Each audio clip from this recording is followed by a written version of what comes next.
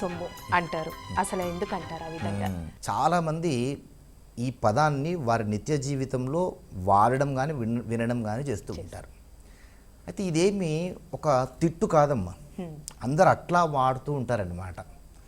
సొమ్ము అంటే ద్రవ్యం. దీంట్లో 3 పదాలు ఉన్నాయి. ముద నష్టపు సొమ్ము అన్నారు. 3 పదాలు ఉన్నాయి. ఎక్కడి నుంచి వచ్చింది ఈ పదము అంటే, ఎవరైనా మరణించారనుకోండి, మరణించినటువంటి వాళ్ళ ఇంట్లో ఆ కుటుంబ సభ్యులందరూ కూడా బాధలో ఉంటారు.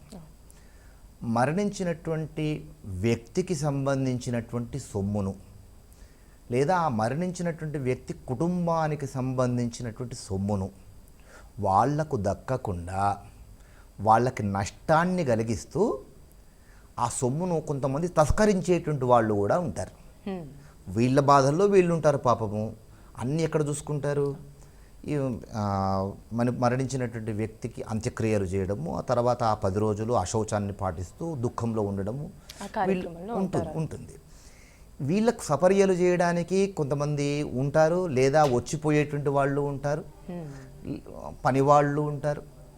సరే, ఒకరు చేస్తారు అని మనం నిందించకుండా ఇలాంటి కుటుంబ సభ్యులను కళ్ళు గప్పి కానీ, లేదా మరణించినటువంటి వ్యక్తికి దక్కాల్సినటువంటివి ఆయనకు చెందినటువంటివి కానీ వాళ్ళకి నష్టం కలిగిస్తూ సొమ్మును ఎవరైతే కాజేస్తారో అదిగో దాన్ని ముద నష్టపు సొమ్ము అంటారనమాట.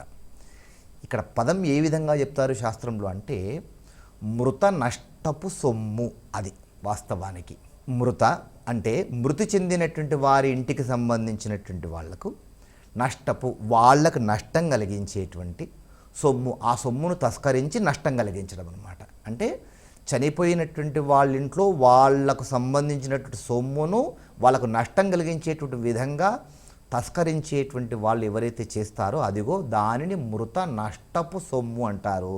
ఇది కాలక్రమేణా ముద నష్టపు సొమ్ము అని మనము ఉపయోగిస్తూ ఉన్నాం. అయితే ఏ సందర్భంలో అంటే ఆ సందర్భంలో డబ్బును, ధనాన్ని, ఈ పదాన్ని ఉపయోగించి అనకూడదు. మహాపాపం. కొంతమంది ఇష్టానుసారంగా ఉపయోగిస్తూ ఉంటారనమాట. కనుక ఈ విషయము తెలిసిన తర్వాతనైనా కానీ ఇంకెప్పుడూ అనకుండా ఉండాలి. అది గురుగారు, మరొక